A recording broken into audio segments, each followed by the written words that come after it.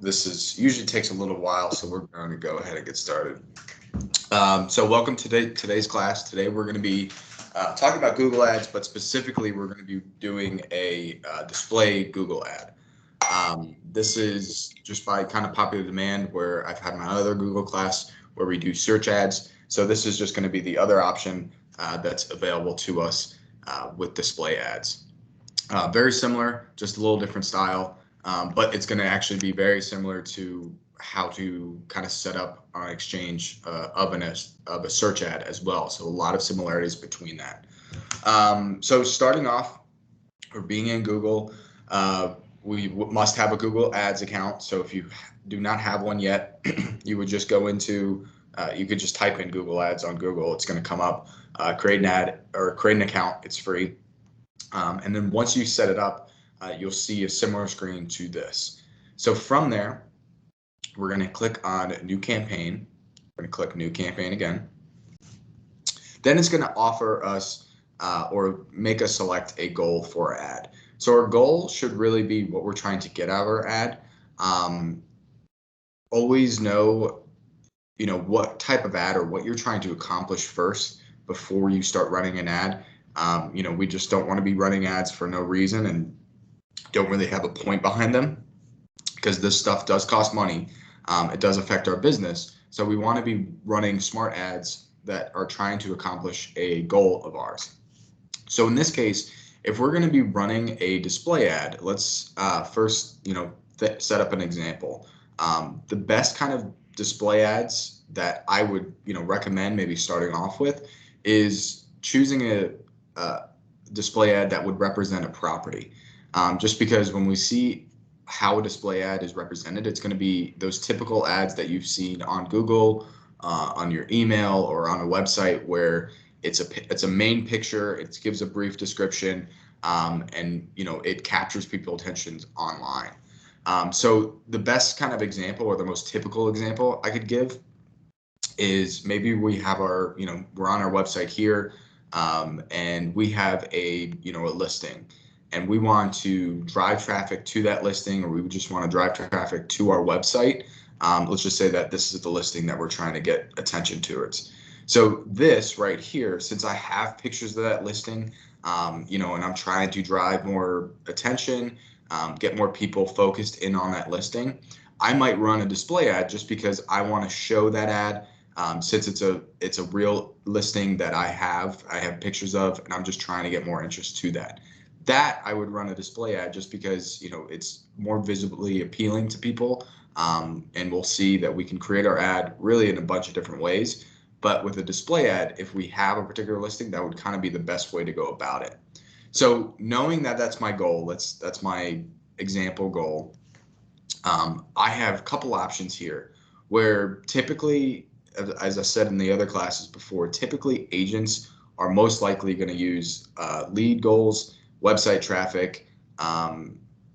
They could go with brand awareness and reach, but I might use website traffic instead. But typically, these are the two most commonly used ones. Just because sales, we're not really selling anything, or shopping, anything like that. We typically wouldn't use product or brand consideration. We don't really have a local store, so we're not trying to drive traffic anywhere there, and we don't have an app. So typically it's always leads or website traffic.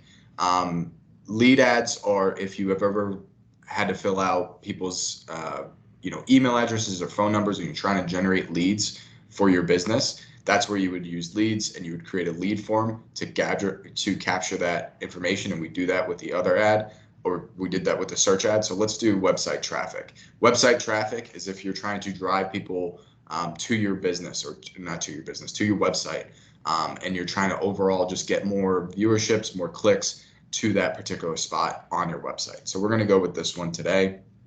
And then here, it's going to ask you for your campaign type. This is where we're going to see our different options of how to display our ads. So here's the search ad, which we did in our other class. Here's a display ad. That's where we're going to go today. Typically, again, you could really use any of these. Agents, typically would use search, display, not typically shopping. I mean, it's very similar to display. I always recommend display. And then video, if you wanted to have a video, or maybe you have a video slideshow of that property, you could use that. Or a discovery ad, which is very similar to a display ad, but just it's breaking down that ad across different platforms in a little bit. So today we're doing a display ad. If you hover over any of these, you can see a brief description of them and get a sense of it. But display ads is like we were talking about, where it's going to show that whatever product you're talking about, in this case the listing, over the right hand corner, be visible to people across the web, on different websites, maybe on Gmail, things of that nature. So we're going to hit display, and then it's going to ask you for your campaign, meaning if you want it to be a standard display campaign or a smart display campaign. I would stick with standard, just because smart display campaign is talking about Google's smart campaigns, which it's kind of going to dictate for you and kind of be run for you. Whereas, if you're creating a Google ad, you kind of want to be behind the scenes and, dictating what's going into it. So that's why I would stick with the standard display campaign, where you're going to be able to choose a lot more. Then the next question, it's going to be for your web page, what URL? So for your website, so we're just going to go to our website. I'm actually going to go back to my home screen and use this URL just to start, because this isn't going to be our landing page yet. So we're going to use this website. Then it's going to ask for the campaign name. Just name this campaign something relevant to you. It kind of auto creates that. So we're, because of our goal and our type, so we're in website traffic. That's what we're trying to accomplish out of this. And it's a display ad. But just reference it to a name that's relatable to you, so when you look at this ad, oh yeah, that's that ad that I ran in, X, Y, and Z, whatever it may be. So I'll hit continue. Then it's going to ask you for location. So location, always we want to be specific with this. Of course, we don't want to really target the whole entire United States, because we're a real estate agent in a specific market. We want to target area specific for that exact location. So if we go to location options, if I hit enter another location, then on where we can enter any location here, I always like to go to just advanced search, and this is where we can choose a specific location or choose a specific radius for us. So a great tool to use here is under CBX Buyer Locator. The reason I would bring up this is just because in our example, we're talking about a specific listing that I may have. Let's say that listing is in Cranbury, New Jersey, where I live. So I would go to CBX Buyer Locator. I would enter in that zip code of where that property I have, that listing I have, and then it gives me a breakdown of that current location. It gives me a location profile of Cranbury, New Jersey, but most importantly, it gives me a top 10 buyer matches map for that area. And this feeds off of other locations or other location profiles and finds matches for that, but it also feeds off of MLS information, US Census data, to show us where typical buyers are coming from into that town.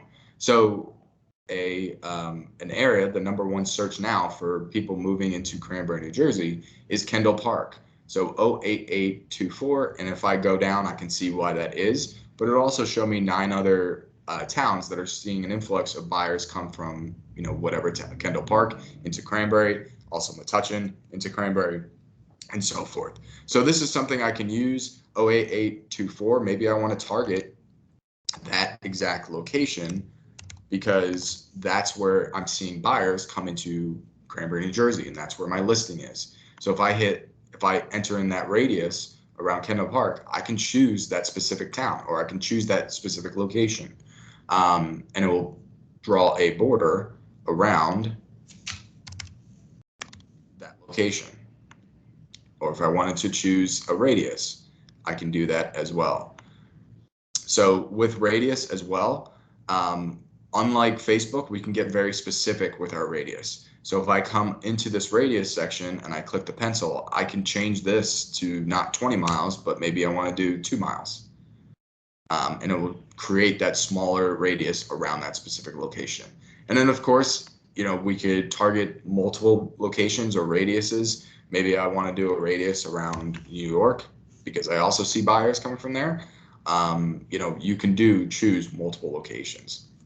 So once I hit save, then under location options, just to show you this, because typically for every ad that we run, unless you wanted to dictate presence and interest, but typically I wouldn't talk about this or mess with this, just because this is dealing with presence for example, people that are regularly in targeted location. So with your ad, if you wanted to target only people specifically in that radius or specifically in these regions that you've chosen, you would change this to presence. So only people in those areas.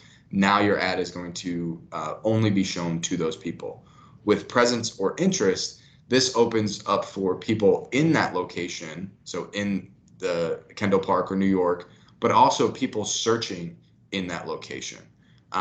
So if someone's outside that area, but also searching relevantly for that area, you can use that, and that will be presence and entrance. Or if you're just looking for people within that circle, in that location, you would just choose presence. And excluding, this is the same. It works the same way, but we'd have to specify people or areas that we're looking to exclude. We didn't do that, so this isn't really relevant for that.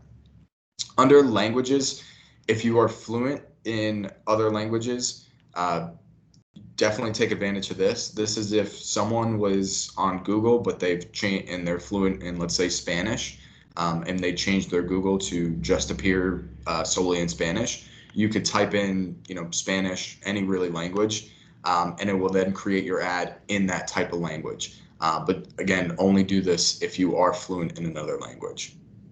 Then if we click on more settings, really the only thing I would change in here is ad schedule and start and end dates. I wouldn't really touch anything else in here.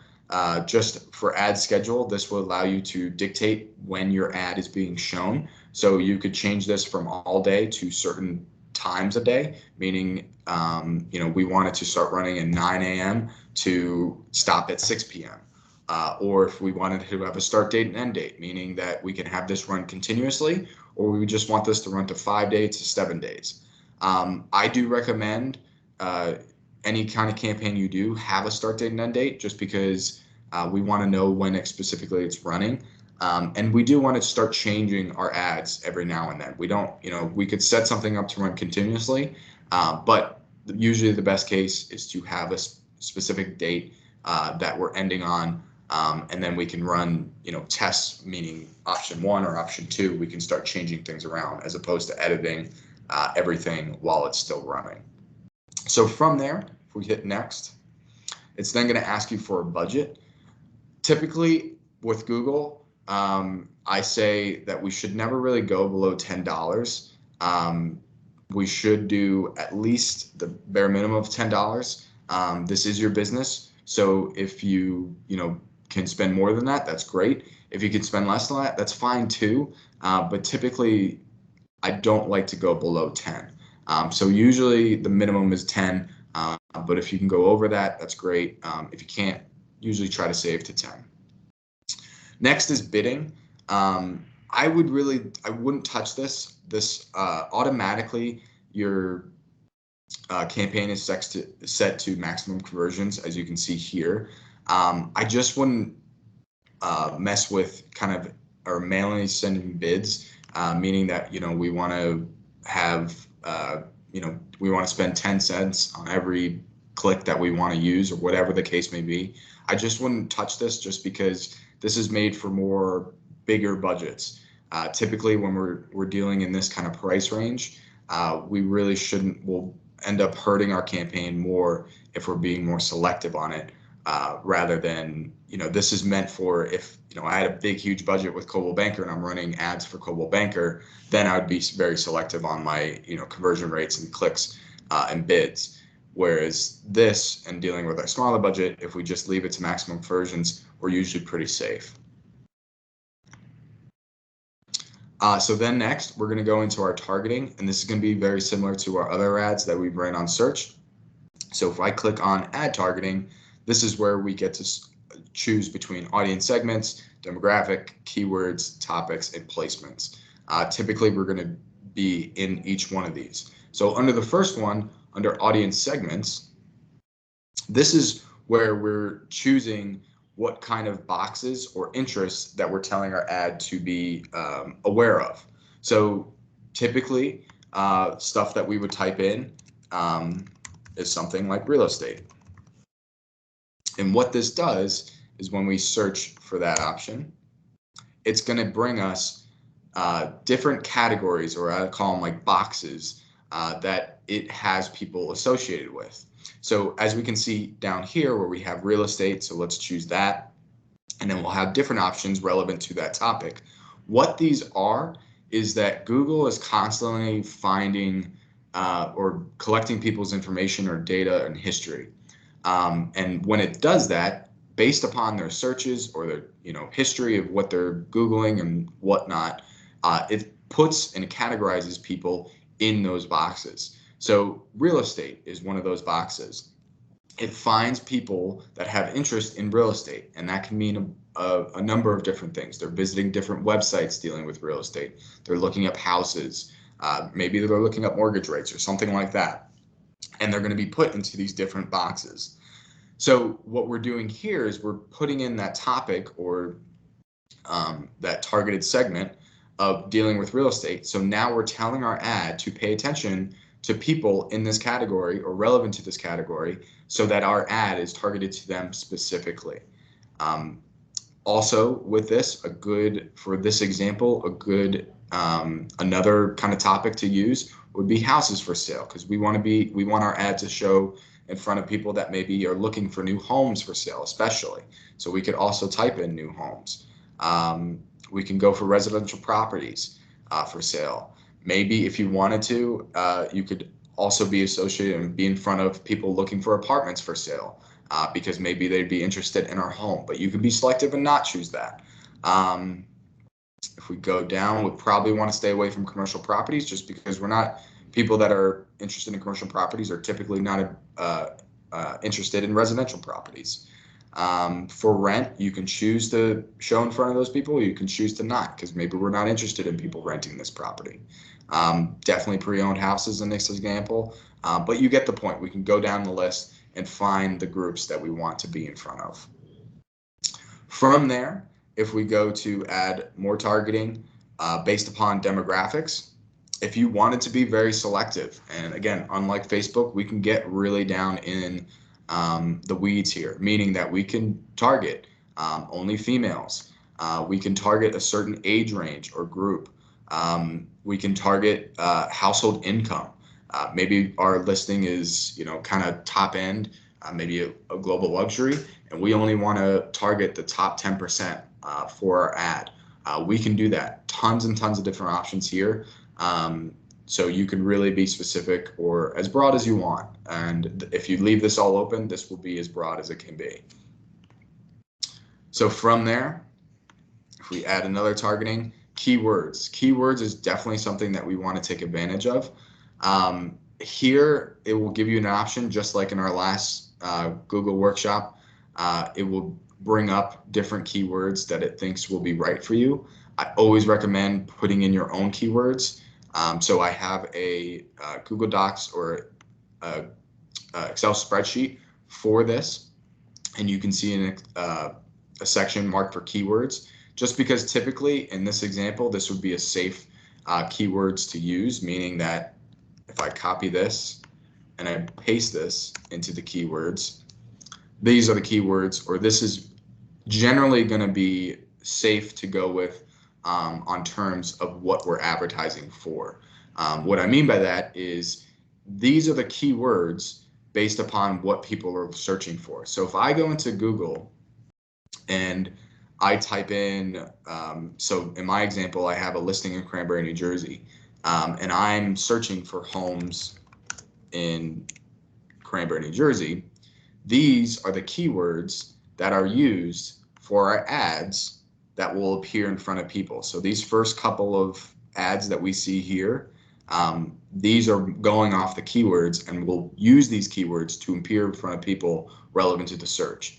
It works the same exact way with our advertisement here. So we're trying to use keywords, provided our SEO, to find or to be shown in front of people for our ad. It should be shown in front of the correct people. So people based upon searching for townhomes for sale in Cranberry, New Jersey.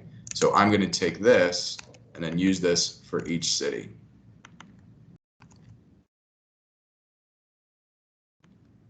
So you can kind of go down the line here. Oop. And then of course, you know, we do want to be specific. So we do want to specify that it's Cranberry, New Jersey, because there might be other, you know, cranberries out there.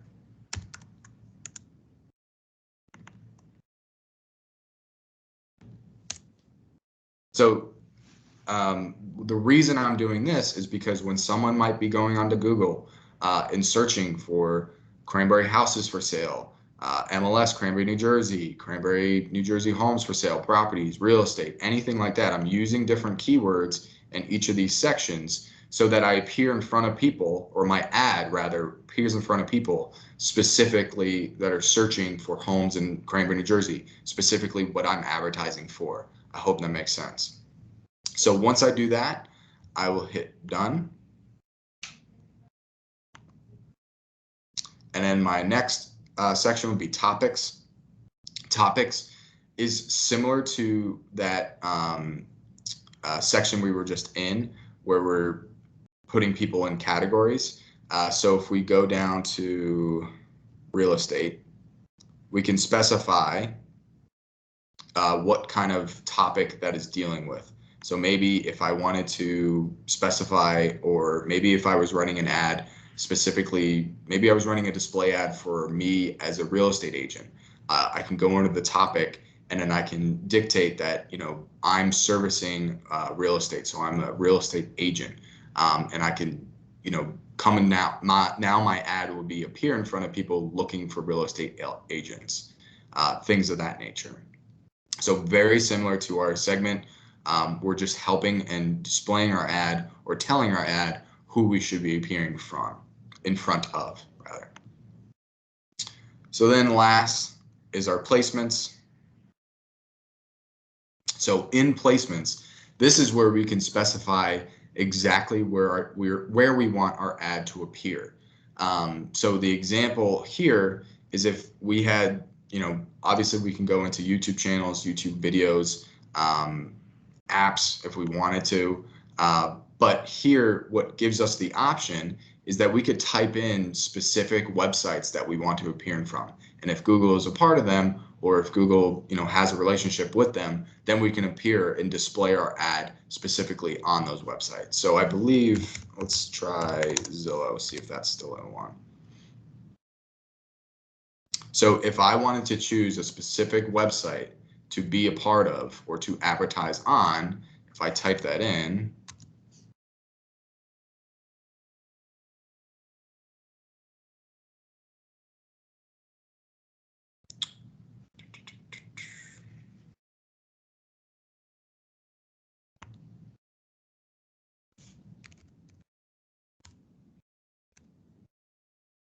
last example it was, but maybe not anymore.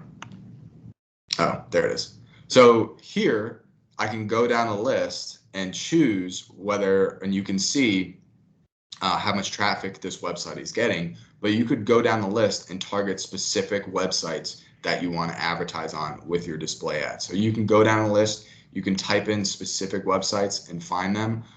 It's really up to you and what you're looking for. So here are the YouTube channels for Zillow, so you could see how many subscribers it has. A great idea, you know, maybe for YouTube is maybe you find some kind of influencer that, you know, deals with real estate.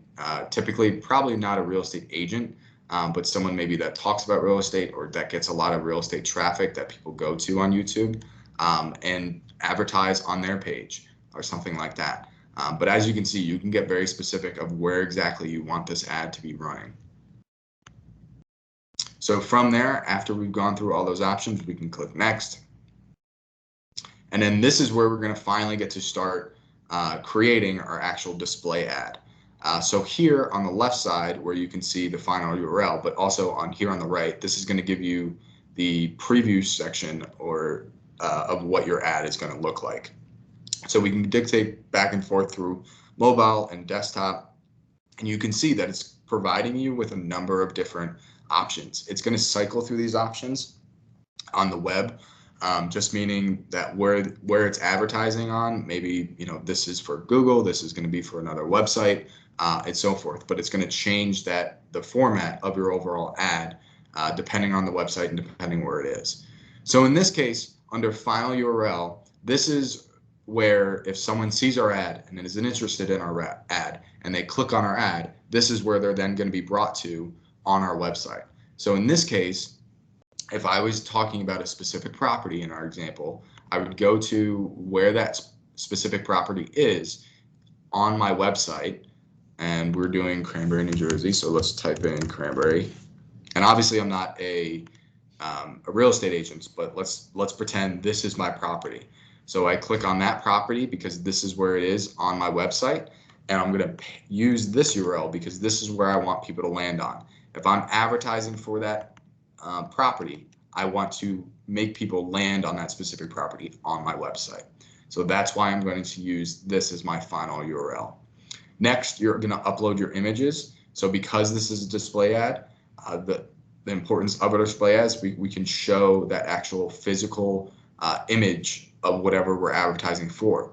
We could also use a video. So if maybe we have a video slideshow or a video walkthrough, whatever it may be of that property, we could also upload that as well. So let's just use some generic images that I have. We can also, if you scan off your website, so when we give that URL for our website, if you have images of that property on your website, you can use those as well. But most typically, we're going to upload our own images. So I'm going to choose my file here. And let's see. Let's do this one.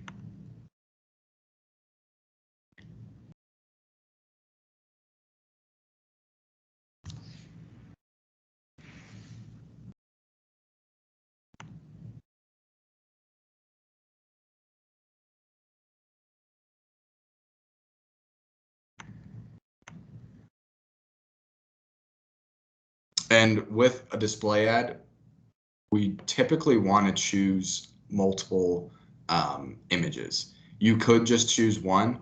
Oh, it even says it up here. Choose 15 images and 5 logos to use in your ad. This is just kind of an option.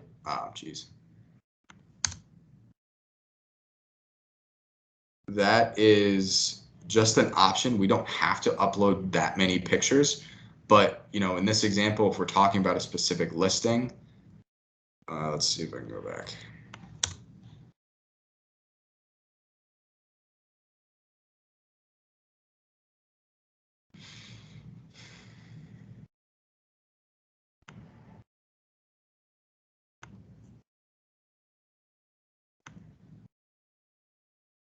Okay, sorry about that. I don't know what that was. So we would upload our images. Let's just, to save time, let's just upload that one because we're running short on time. So let's say this is my listing in Cranberry. I'm gonna upload that, hit save. But typically, you would probably have more than one image of a specific listing.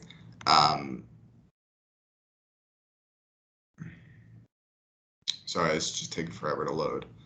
But we can have multiple images of that property. We could have images or logos. Maybe we have our own logo. What this is doing is we're going to upload the images for Google to use. So I will show you. Do some images upload. Okay. Might have to upload multiple. But what it's going to do is it's going to cycle through all those images that we have. So let's just try and upload one.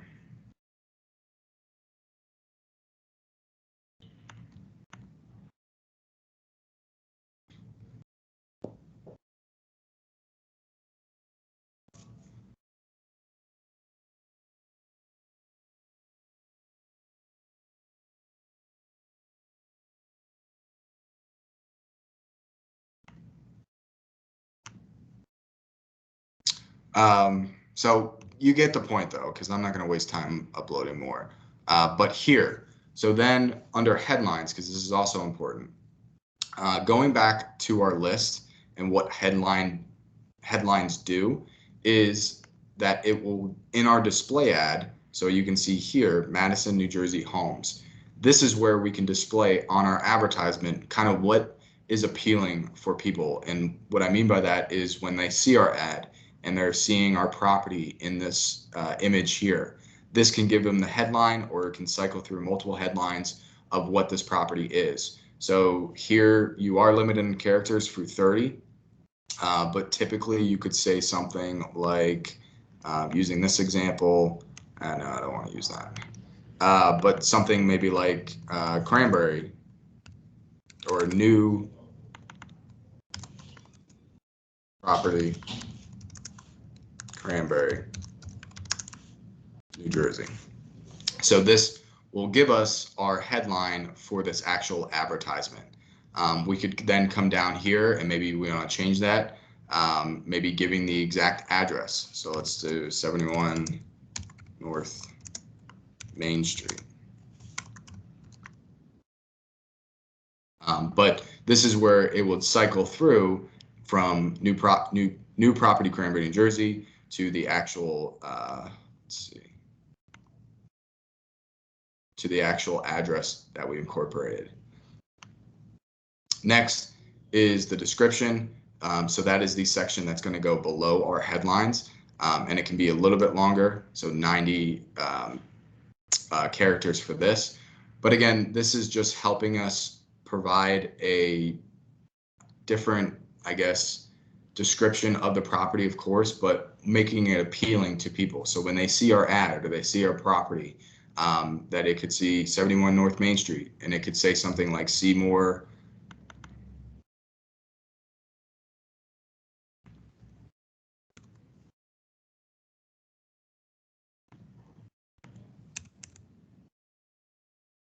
see current listings in Cranberry, New Jersey. We can say something like that, so when our advertisement, they can see new properties in New Jersey, not in this example, but then you can see current listings in Cranberry, New Jersey. It's just another way, because we only have people's attention for a brief matter of seconds. So when they look at our ad and they can see, oh, this property's for sale, yeah, I want to see more listings in Cranberry, New Jersey, and they click on our ad. That's really the overall goal for our headlines. We can make these say whatever it is we want, but we want them to make appealing as much as we can. So when people see our ad or something like that, they will see it, read it really quick, and click on it. That's really the main goal for the headlines and description. Business name, if you have your own, logo or brand name, you can use that. So like it could be Zach Bouchot Homes, or you could use Coldwell Banker in this case. Then from there, we just hit next. Once our ad is created, then you're going to finalize. It's going to give you basically a review for everything.